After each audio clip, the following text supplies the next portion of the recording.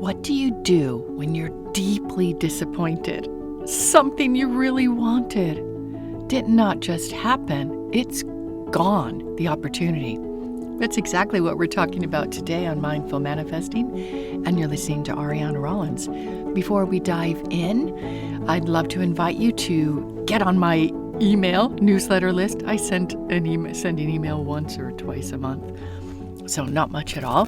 And you'll get my 10-minute momentum reset. So good. Think you'll love it. All right, let's dive in. You know that you have your own wishes, desires, intentions, and the world, every single other individual has their own. So if you have clients or you have a job or you have a spouse or children, here's a thing. Well, maybe you can consider me a little slow, but here's a thing that I realized pretty recently. People need to operate from their own best interests. They need to be focused on their interest and have their interest in their heart. Now, why would I say that? And we're talking about a podcast about managing disappointments. Well, here's the thing, is if we are hoping for someone else to have our best interests at heart, what are we saying? It's like we're wishing on fairies right now, because that's not the way the world works. We need to make sure that we are focused, advocating for ourselves, that, let me say it in another way, we're in alignment. We're in alignment with our higher part, our true self, source, God. We're coming from that place. And when we're coming from that place, we're making good decisions. We don't need to rely on the outside world to have our back, so to speak. We don't need to rely on the outside world to take care of us more than, hear this is important, take care of us more than we are taking care of ourselves. Let that land. Please let that land. If we go through life with a perception or view that other people will have our best interests at heart, we're living in la-la land. So how do we do it? How do we manifest what we want, our desires, our intentions, on a planet with 7 billion other people? How does it happen? You think, well, other people are going to help me get it. Yes, well, that's true. It may not come in the way you are expecting, or from the source, or from the person you're hoping it will come from. It can come from anywhere, which is why in my work and what I teach in the Highest Potential program is you need to let go of how it will happen.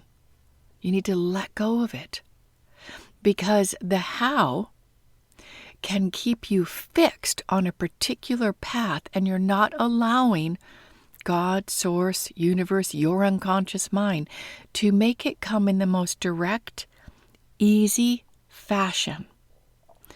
Easier said than done, right? So if you've got your own business, you want to raise your income, well, you look at how it's going to happen. Raising my income, it's going to come from my existing clients, connecting with previous clients, getting new clients in, right? Makes sense. That's a source of income. But what if raising your income, it came from a completely different source? Would you be okay with it? Most people would. So we're going to be talking about that. This, I think, is a really important subject, letting go of how it will happen. Keep your eyes focused on what it is, your desire, your intention, the outcome you want, and let it go. So I didn't really know what we were going to talk about on the podcast today. Sometimes that happens. So I picked up my book and I flipped through it just to a page. I sometimes do that, and it's exactly what I need to hear. So my book, Mindful Achiever, you can get it on Amazon. So I've opened up chapter 2, Know What You Want. We all kind of know what we want, right? We want less stress. We want peace. We want love. We want money. We want well-being. We want health. We want whatever we don't, quote, have enough of right now. Would you agree? Most people would say yes. Okay, so I opened up this page, and the section at the bottom of the page stood out to me. And it's really interesting. When you're connected and you're aligned to something that's helping make your life more beautiful, more successful, more harmonious, you can get guided to pick the book up. I don't know. Open up your phone and you see a good friend just called you. Perfect timing to call him back. You know what I mean. Synchronistic moments. You're in the flow. So this is the subhead. On page 13, chapter 2, Know What You Want. Not all desires are created equal. That's a weird phrase, right? Not all desires are created equal. This is actually coming from the book, guys. When we request our desire with calm, determined focus and align with source energy using the true self, we begin to make decisions from a place of stillness and divine design. Love that phrase. The clues are always there within you, and the miracles await you. True self is an inner wisdom that goes beyond your senses to the very essence of source and possibility. That wisdom always knows where to guide you, if only you are willing to pay attention. You may have already heard this loving and loyal, soft voice of your true self whisper in your ear or something like this. You deserve to feel love. Don't settle. With this book in hand, you stand before infinite possibilities to create a life where dreams gently, naturally turn into reality. You must recognize what is missing in your life to do that. You need to discover what will bring greater fulfillment and meaning. You can then initiate the manifesting force to allow it to materialize. So knowing what you want, if you listen to episode 197, I discussed generally a wonderful coaching session I had with a new client. And that was the thing. She said her life is fabulous. She doesn't really need anything. But we can always up-level, can't we? Okay. So what do you want? It's a pertinent question, right? You might think it's straightforward, but for many people, it can be the hardest. It's a challenge to get clear our hopes, only to have them dashed. It's painful. So we settle and we accept our lot in life. That way we don't have to deal with disappointment. The familiar is more comfortable. We talk ourselves into believing everything's okay, while deep within there's an inner cry that wants to be heard. While it's admirable to accept what you can't change, when you take what life brings without reviewing, you limit yourself. And without making a conscious choice, you can put a cap on the joy that's waiting for you. There are things you can change and should change. Sometimes we don't want to admit what we want. Good one, huh? Or we have committed all of our time to people and situations, and our life is already full. There's no space, even to consider what could be different. Viewing our life from that place can bring up pain and unfulfilled desires, so we often settle to placing one foot in front of the other. Since you are listening to this podcast, not reading the book, I'm actually reading the passage here, you must be ready to stop settling for second best. You are preparing yourself to explore your desires, limitless possibilities, and get serious about creating what you want. At first, you may have to figure out what will bring your life meaning and fulfillment. All right, I'm not going to continue reading the book. Hope you get it. Mindful Achiever on Amazon. All right, so I started out with, what do you do with disappointment? Sorry for the noise. And isn't that interesting? I open up to that page. That's what keeps many people from setting deeply desirable intentions or goals. They don't want to get disappointed. They don't want to put their hopes on something that won't happen. Because life is complex. Things can unfold in ways that look disappointing, but is there possibility that one door closed and another opens?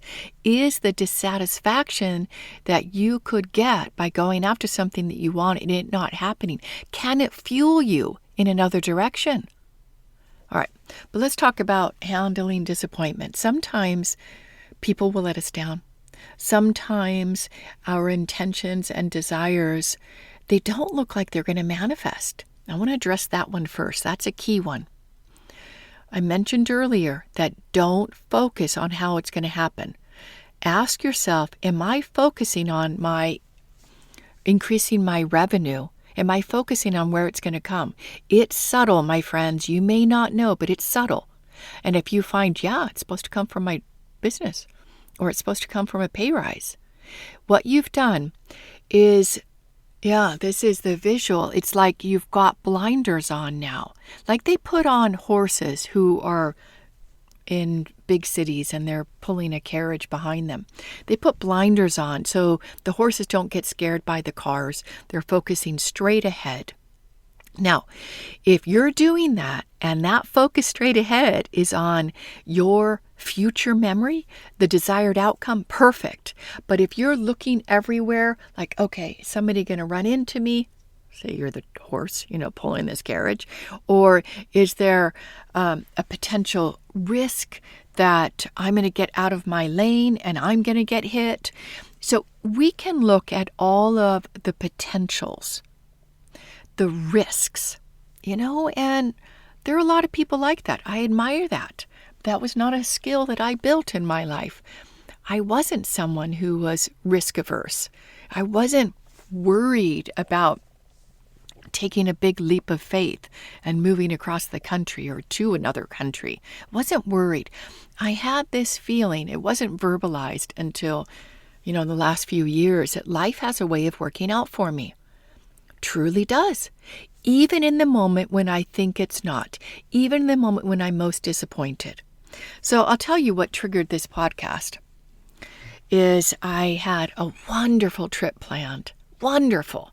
I live in Austin. Austin's hot. We're talking June heat, and it only gets temperatures turning up. I think they said that it's going to be, 95 today, or tomorrow, and an effective heat index of 115. Don't know what that means, but you don't want to be in it. So I had this wonderful trip planned to go to California with a friend of mine, and she had a fantastic opportunity. A family member asked her, would she be willing to take care of someone's cat in their home while they're traveling? And she said, hey, Ariana, want to join me? I said, yeah. Booked the flight. I was excited. And I booked, 10 days. And I was making plans. I'm from Carlsbad area, San Diego. So I had in my head everybody I was going to see and visit and get to hang out with one of my best friends. It was all lived, unfolded. I had a little great hotel in Carlsbad booked for a few nights so I could visit one of my favorite beaches. I had great car rental price. Everything was unfolded. Good price on the airline ticket too. Go Ariana, you booked it early. Then I reached out for just confirmation. The address. I wanted to send a every plate box there. One of those meal preps so I can make food for her, and was really looking forward to it. I had lived into it, almost as if it happened already. So I get a text from her, and she said, call me. I'm like, uh-oh. Called her, and nothing had been communicated to the homeowner that she was going to have a friend stay. And when she met the homeowner for the first time, she said, yeah, I'm going to have a friend come over and stay. And the owner was like, what? Her face dropped, no, I'm not comfortable with that. So was it a disappointment? Yes. Was it something that I was really looking forward to? Yes. Am I still processing it? Yes. So it wasn't something that I had written down and formally did one of my processes, the mindful achiever objective setting process. I didn't do that. It just kind of spontaneously landed in my lap, an opportunity. And just like it landed in my lap spontaneously, it evaporated spontaneously. So what's my learnings here? What's my lessons? Well, I had felt something was a little off, that it might not happen when I didn't hear back from her with the address and all the details. But I was like, it's going to work out. Life always has a way of working out for me. So what it taught me, and this was the price of the entry to the adventure, I don't know, it's a phrase that I've thought of before, is it taught me that trusting that everything would unfold is not the same as me allowing myself certainty. So how could I have done that? I could have called her and said, can we check in with the homeowner, like you or whoever's doing it, and make sure? And she said, well, she thought that it had been arranged. The friend had set it up. But I went forward thinking that everything was in place, but I didn't have the certainty that I need before I'm spending money, time, energy. Because here's the thing. The flight, they won't give you the money back. Oh, well, but they'll give me a credit. Not ideal. But here's the thing that most of us don't understand is that the money is just one resource. You have your time and energy. I spend a lot of time finding right hotel, right car, right flight. That's time I won't get back. I don't know how many hours it was, but I'm a good shopper. I find deals. So we have, I don't like this term, but I'm just going to say it in this phrase, guys. We have limited resources. One could say we have 80, 90 years on the planet, 70 years. And we have, maybe not limited, I would say finite. You have energy that you wake up with in the morning, you use it to live through your day, you go to sleep and you get energy back. You gotta love this planet. That's amazing. So finite, maybe limited. Now why I say that, again, I don't like the phrase, but if we are investing time, energy, money, resources into something that we don't have 100% control or certainty on, there are variables that are outside of our control. That's where manifesting can be brilliant if you can let go of the uncontrollables and know that something else better is going to come. So I was processing the disappointment and it felt like a little heartbreak. It was, because I was living into that adventure, right? Right or wrong. So resetting our nervous system from disappointment is important. Did you hear that? Resetting our nervous system from disappointment is important because we've got the sadness, the grief, the anger, the loss, frustration, whatever it is. So what do you do to reset? Do you just kind of soldier on to the next thing? A lot of times I do that. And looking back, I realize there's unresolved sadness in there. And I've just carried it into my friendship or the next trip that I'm going to plan with someone. And there's going to be that, other shoe's going to drop, right? That worry. I want to be clear, open, joyful, and passionate about life like I was as a child. I think that's one of my strengths. I come to life with that belief everything's working out for me. So here's a couple tips for you. Is when you experience a disappointment, allow yourself to feel. You may not even know all the feelings, but can you shake it off like a dog does? You know, when they've just been met with some weird new dog in the neighborhood. Shake it off like a dog. Maybe you need to take a little bit more. Sometimes I do this thing called dead bug at the end of breath yoga that I do once a week, is lay on my back, put my arms and legs on top of me towards the ceiling, and I shake and shake and shake and shake and shake.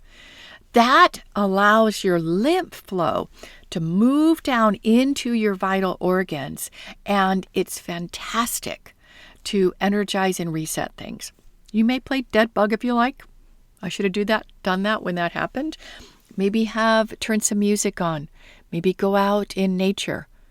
Just if you take a moment, step outside, breathe in the fresh air, put your feet on grass. Now, you may say, this is just like unnecessary. I got to get on to life. But do you?